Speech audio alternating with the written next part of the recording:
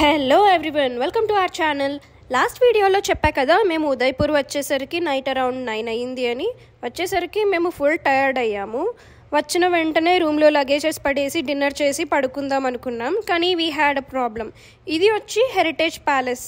Availability బట్టి మేము కొన్ని డబల్ బెడ్రూమ్స్ అండ్ కొన్ని సూట్ రూమ్స్ తీసుకున్నాం. సూట్ రూమ్స్ అయితే బాగున్నాయి, కానీ డబల్ బెడ్రూమ్స్ కొంచెం స్మెల్ వస్తుంది because of no proper ventilation. So కాసేపు రూమ్స్లో లైక్ డోర్స్ విండోస్ అన్నీ ఓపెన్ చేసి వెయిట్ చేసాం. సో చాలా టైం అయితే వేస్ట్ అయింది మాకు. ఆఫ్టర్ వేస్టింగ్ మచ్ టైం ఇంకా డిన్నర్ చేసి వి స్లెప్ట్. యాక్చువల్లీ ఈ హెరిటేజ్ ప్యాలెస్లో లేక్ వ్యూ సూట్స్ కూడా ఉన్నాయి, కానీ మాకు దొరకలేదు. It was already booked. So మేము మిస్ అయ్యాం. అందుకే మార్నింగ్ లేచిన వెంటనే టెర్రస్ మీదకి వెళ్ళి కాసేపు టైం స్పెండ్ చేసాం. It was so good. Udaipur Pichola lake view అయితే చాలా బాగుంది టెర్రస్ మీద నుండి. కాసేపు ఈ హెరిటేజ్ ప్యాలెస్ మొత్తం ఎలా ఉందో చూసేయండి.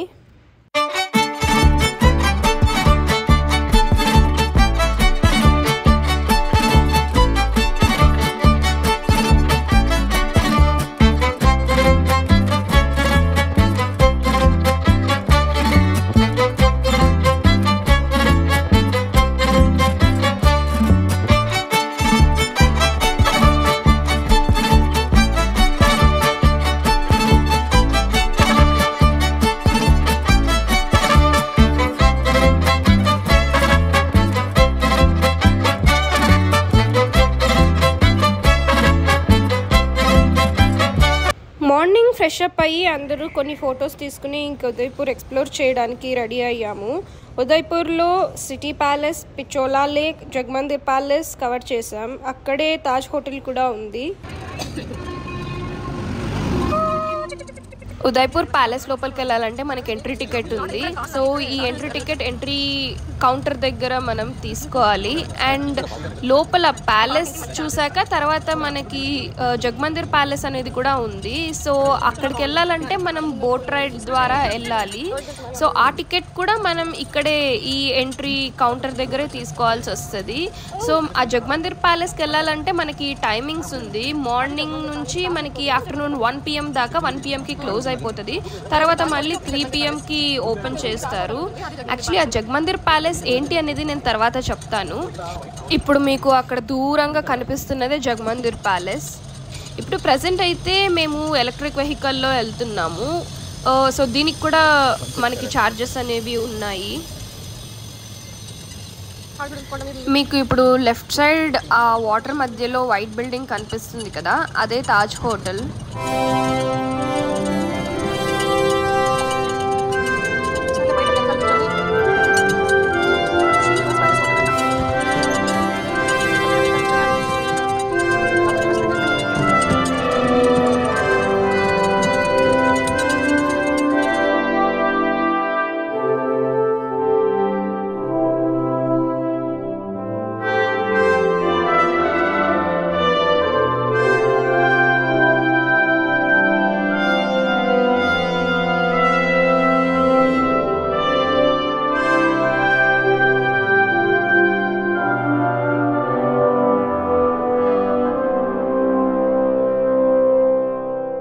వావ్, ఎంత బాగుంది కదా ఉదయ్పూర్ ప్యాలెస్.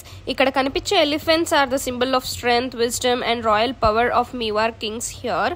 అప్పుడప్పుడు ఎలిఫెంట్ ఫైటింగ్ కాంపిటీషన్స్ కూడా జరుగుతూ ఉంటాయంట ఇక్కడ. మీకు లోపల 4th ఫ్లోర్లో ఒక సర్ప్రైజ్ ఉంది. వీడియో అలానే చూడండి. ఆ సర్ప్రైజ్ 4th ఫ్లోర్కి వెళ్ళాక చూపిస్తాను. ప్యాలెస్ లోపలికి ఎంటర్ అవుతుంటే ఇక్కడ కొంతమంది రాజస్థానీ స్టైల్ డ్రెస్సింగ్ చేసి ఫొటోస్ తీస్తామన్నారు. సో ఇంత దూరం వచ్చాం కదా అనేసి మెమరీ కోసం ఫ్యామిలీ మెంబర్స్ అందరూ రాజస్థానీ అటైర్లో ఫొటోస్ తీపించుకున్నాం. Just like other palaces, this Udaipur palace is partially a museum and a popular tourist destination. లోపల ఆ కాలంలో రాజులు యూజ్ చేసిన వెపన్స్ అన్నీ డిస్ప్లే చేశారు. అండ్ మనకి మహారాణా ప్రతాప్ తెలుసు, వారి వెపన్స్ కూడా ఉన్నాయి ఇక్కడ. ఇక్కడ చూడండి, హార్స్కి గడ్డం లైక్ బర్డ్ లాగా ఎలిఫెంట్ ట్రంక్ని డిజైన్ చేశారు. ఈ స్కల్ప్చర్ మనకి యుద్ధంలో హార్సెస్ అండ్ ఎలిఫెంట్స్ ఇంపార్టెన్స్ని పోర్ట్రే చేస్తుంది. It symbolises the blending of power, nobility and grace, which are the attributes of both horses and elephants that represent in Indian culture and royalty. The horse is often seen as a symbol of power, pride and strength, while elephant is symbolic of wisdom, prosperity and good fortune. So their combination could reflect the ideal qualities of a ruler. ఈ palace ని 1559లో కట్టడం start చేశారు by Maharana Uday Singh, and Uday Singh మొదటి వారసుడే మహారాణా ప్రతాప్. తర్వాత వాళ్ళ వారసులు దాదాపు almost ఒక 400 years టైం తీసుకున్నారంట కంప్లీట్ ప్యాలెస్ కట్టడానికి. This palace is a combination of Rajasthani and European architectural style. It reflects the rich history of Mewar kingdom which was known for its fierce resistance against Mughal invasions and its cultural contributions. మనకి Maharana Pratap is a great warrior అని తెలుసు, and he is the eldest son of Uday Singh. Mughal emperors మెయిన్గా అక్బర్కి అగేన్స్ట్గా fight చేశారు when Mughal emperors Hindu ధర్మం and ఈ మేవార్ కింగ్డమ్ని వాళ్ళ సొంతం చేసుకోవడానికి వచ్చినప్పుడు. ఇప్పుడు మీరు చూస్తున్న ఫోటో ఆ కాలంలో ఆర్టిస్ట్తో పెయింటింగ్ వేయించారంట. ఫోటోలో ఉన్నది మహారాణా ప్రతాప్ అండ్ అతని హార్స్ చేతక్, అండ్ ఈ మట్టి వచ్చి అప్పుడు final battle between Maharana Pratap and అక్బర్కి జరిగిన ప్లేస్ నుండి తీసుకొచ్చి ఈ మ్యూజియంలో అలానే సేవ్ చేశారు. ఉదయ్పూర్ ఫౌండర్ ఉదయ్ సింగ్ మరణించాక వాళ్ళ మొదటి వారసుడు మహారాణా ప్రతాప్ మేవార్కి రాజు అయ్యారు. అప్పుడు మొఘల్ ఎంపరర్స్ మేవార్ రీజన్ ని ఆక్రమించడానికి వచ్చారు. మహారాణా ప్రతాప్ అండ్ అక్బర్ కి జరిగిన యుద్ధం is one of the most significant and legendary chapters in Indian history. ఇందాక చెప్పా కదా 4th floor లో ఒక సర్ప్రైజ్ అని, మీరే చూడండి 4th floor లో పెద్ద పెద్ద ట్రీస్ ఉన్నాయి. చూస్తే ఇక్కడ సెంటర్ పార్ట్ మొత్తం కొండ అండ్ మట్టి, అందుకే ట్రీస్ ఇంత బాగున్నాయి. నేను ఎక్కడా చూడలేదు ఇలాంటి కన్స్ట్రక్షన్. ఈ కొండ చుట్టూ కోటని కట్టారు, బట్ మనకి అస్సలు కొండ ఉంది అని అనిపించట్లేదు. జస్ట్ ఒక టెర్రస్ విత్ గార్డెన్ లాగా ఉంది. నిజంగా అప్పటి కాలంలోనే చాలా బాగా కన్స్ట్రక్ట్ చేశారు కదా. So coming to battle between Maharana Pratap and Akbar, ఈ కాన్ఫ్లిక్ట్ ఫస్ట్ స్టార్ట్ అయ్యింది అక్బర్ వల్ల. అప్పుడు Mughal emperors Delhi and surroundings places occupy చేశారు. అది చాలదు అని మేవార్ రీజన్ ఆక్యుపై చేయాలి అని వచ్చారు, అంటే ప్రజెంట్ రీజన్ రాజస్థాన్. కానీ మహారాణా ప్రతాప్ చాలా ఫైట్ చేశారు. ఇది తన రాజ్యం, ఇక్కడి జనాల్ని అండ్ ధర్మాన్ని వదలకుండా he refuse to submit to Mughal rule. ఈ బ్యాటిల్ని బ్యాటిల్ ఆఫ్ హల్దీఘాటీ అని అంటారు, బికాజ్ ఇది హల్దీఘాటీ అనే ప్లేస్లో జరిగింది ఇన్ 1576. ఈ హల్దీఘాటీ వచ్చి నేను స్టార్టింగ్లో చూపించా కదా టనల్, అది అరావళి మౌంటైన్ రేంజ్లో ఉంటుంది ఆ tunnel between Udaipur and Jodhpur. So అక్కడ వస్తుంది ఈ హల్దీఘాటీ అనే ప్లేస్. మహారాణా ప్రతాప్ ఆర్మీ కొంచెం చిన్నదే, అరౌండ్ 20,000 పీపుల్ ఉంటారు. But Akbar army was about 80,000 people. Akbar యుద్ధానికి స్వయంగా తను రాలేదు, మన్ సింగ్ అనే రాజుని పంపించాడు, who was the king of Amber, one of the place in Rajasthan. Actually అప్పటికి కొన్ని parts of Rajasthan Akbar already సొంతం చేసుకున్నాడు, కానీ ఈ మేవార్ రీజన్ మాత్రం అసలు సొంతం చేసుకోలేకపోయాడు, బికాజ్ మహారాణా ప్రతాప్ చాలా గట్టిగా ఫైట్ చేశారు తన రాజ్యం కోసం. అప్పటి యుద్ధాలు గుర్రం మీద ఏనుగు మీద చేసేవాళ్ళు కదా. సో యుద్ధం చేసేటప్పుడు మహారాణా ప్రతాప్ హార్స్ చేతక్కి బాగా గాయాలయ్యాయి. అయినా కూడా ఆ హార్స్ గట్టిగా ఫైట్ చేసి మహారాణా ప్రతాప్ని కాపాడింది. Chetak is remembered for his loyalty as he carried Maharana Pratap away from the battle field to safety despite being injured. గుర్రంకి దెబ్బ తగిలి వెనక్కి వచ్చింది కాబట్టి యుద్ధం ఆపేయాల్సి వచ్చింది, అండ్ మొఘల్ ఎంపరర్స్ హల్దీఘాటీ అనే ప్లేస్ని ఆక్యుపై చేశారు. కానీ మహారాణా ప్రతాప్ అస్సలు తగ్గలేదు అండ్ అక్బర్కి సరెండర్ అవ్వలేదు. తన జీవితకాలం మొత్తం తన రాజ్యం అండ్ ధర్మాన్ని కాపాడడానికి చాలా గట్టిగా ఫైట్ చేశారు. ఈలోపు మొఘల్ ఎంపరర్స్ చాలా పార్ట్స్ని లైక్ చాలా అదర్ రీజియన్స్ అండ్ పార్ట్స్ని ఆక్యుపై చేశారు. కానీ మేవార్ కింగ్డమ్ మాత్రం అస్సలు ఆక్యుపై చేయలేకపోయారు, వాళ్ళ వల్ల అస్సలు అవ్వలేదు. సో అప్పుడు అక్బర్ మహారాణా ప్రతాప్కి యుద్ధం ఆపేసి రాజ్యం ఇచ్చేస్తే ఎవరిని ఏం చేయకుండా కొంత భూమిని ఇస్తా అని మెసేజ్ పంపిస్తాడు. కానీ మహారాణా ప్రతాప్ దానికి ఒప్పుకోలేదు, ఫైట్ చేశారు. Maharana Pratap is celebrated as a hero of Rajputs. Maharana Pratap continue to fight against Mughal empire until his death in 1597. So Maharana Pratap మరణించాక మేవార్ని మొఘల్ సొంతం చేసుకున్నారు. The war between Maharana Pratap and Akbar was not just a military conflict, it was a struggle for independence, honour and cultural pride. While Akbar's empire expanded significantly, Maharana Pratap's legacy as a symbol of resistance endures to this day, especially in Rajasthan, where he is remembered as one of the greatest warriors of Indian history. Palace మొత్తం చూసేసాం. ఇప్పుడు మనం జగమందిర్ ప్యాలెస్కి పోతున్నాం. మీకు దూరంగా కనిపిస్తుందే అదే జగమందిర్ palace. And ఇక్కడ right సైడ్లో Taj hotel ఉంది. ఇది మొత్తం పిచోలా లేక్. జగమందిర్ ప్యాలెస్కి మనం బోట్ రైడ్ ద్వారా పోవాలి. ఇందాక మహారాణా ప్రతాప్ స్టోరీ చెప్పా కదా, మనమైతే చిన్నప్పటి నుండి ఇలాంటి హిస్టరీ మిస్ అయ్యాం. ఏ స్కూల్ బుక్స్లో చూసినా మనకి మొఘల్ ఎంపరర్స్ అని వాళ్ళ గురించే ఉన్నింది, కానీ ఈ స్టోరీ మాత్రం అస్సలు ఇలాంటి లైక్ ఈ వారియర్స్ గురించి మాత్రం మనకు అస్సలు స్కూల్ బుక్స్లో ఉండేవి కాదు. ఈ స్టోరీ చెప్తూ నేను ప్యాలెస్ గురించి ఏం చెప్పలేకపోయా, బట్ మీరే చూసారు కదా ప్యాలెస్ అంతా ఎంత బాగుందో. ఒక్కో సెక్షన్ ఒక్కో ఆర్కిటెక్చరల్ స్టైల్ అండ్ రూమ్స్ కూడా కలర్ఫుల్గా బాగున్నాయి కదా. అండ్ ఆ 4th ఫ్లోర్లో ట్రీస్ అయితే నాకు చాలా బాగా నచ్చాయి. టెరెస్ పైన అలా గార్డెన్ చాలా బాగుంది కదా. Now we're on Pichola lake. Festivals టైంలో కనుక మనం ఇక్కడికి వస్తే చాలా బాగుంటుంది వ్యూ. చుట్టూ బిల్డింగ్స్ అన్ని కలర్ఫుల్గా లైట్స్ వేసి డెకరేట్ చేస్తారంట. అండ్ మధ్య మధ్యలో కొన్ని ఘాట్ సెక్షన్స్ ఉన్నాయి. సో అక్కడ కొన్ని ట్రెడిషనల్ రిచువల్స్ని పర్ఫామ్ చేస్తారంట.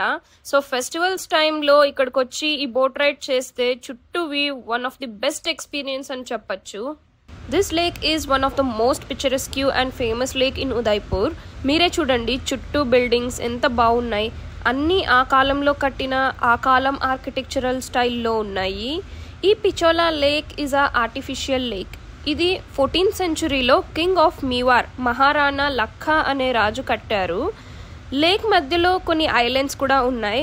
అందులో ఒకటి జగమందిర్ ప్యాలెస్, మనం ఇప్పుడు అక్కడికి పోతున్నాము. అండ్ ఇంకోటి Taj lake palace. So Taj lake palace వచ్చేసి it is a luxurious hotel.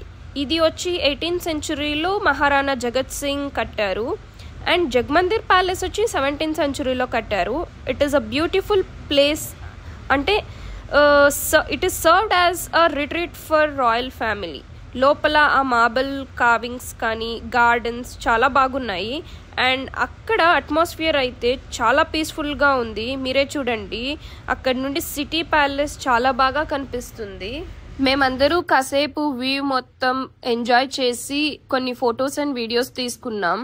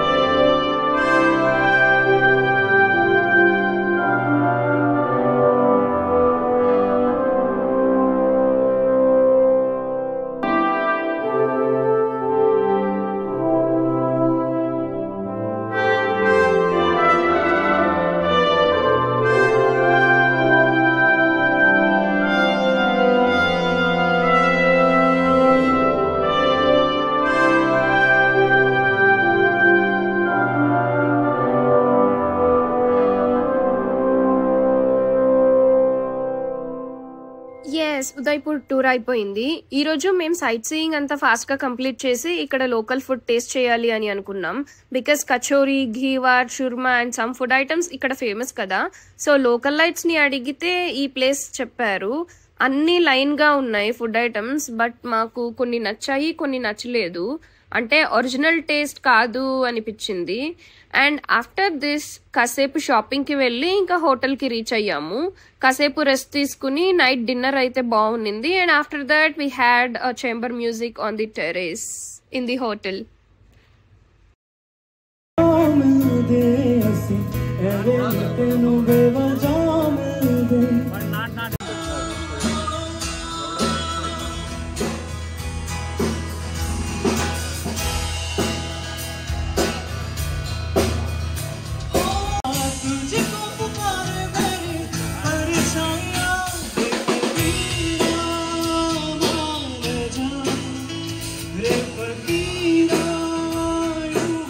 Heritage palace అని చెప్పా, బట్ మా రూమ్స్ అయితే చూపించలేదు మీకు.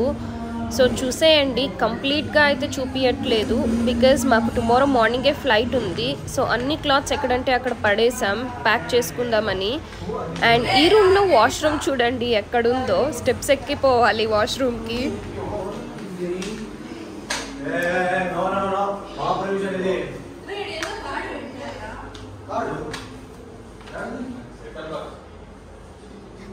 That's all. మా రాజస్థాన్ ట్రిప్ అయిపోయింది. We had a return flight from Udaipur. This is Maharana Pratap Airport. Airport చూడండి ఎంత చిన్నగా ఉంది. ఉదయ్పూర్లో చాలా చిన్నది ఎయిర్పోర్ట్. ఒక్కో ఫ్లైట్కి 1 hour టైం గ్యాప్ ఉంది. ఫైనలీ ఇంటికి వచ్చేసాం అనుకున్నాం, కానీ ఇక్కడ ఫ్లైట్ పార్క్ చేయడానికి స్పేస్ లేక 1 hour ల్యాండ్ అయ్యాక ఫ్లైట్లోనే ఉన్నాం మేము. అంత busiest airport. Thanks for watching. Please subscribe to our channel, like and share. If మీరు ఫస్ట్ టైం చూస్తుంటే ప్రీవియస్ వీడియోస్ కూడా చూడండి. కంప్లీట్ రాజస్థాన్ టూర్ చూపించాం. అండ్ నెక్స్ట్ ట్రిప్ మేము ఎక్కడికి వెళ్ళామో మీకు తెలుసా? Wait and watch till we upload.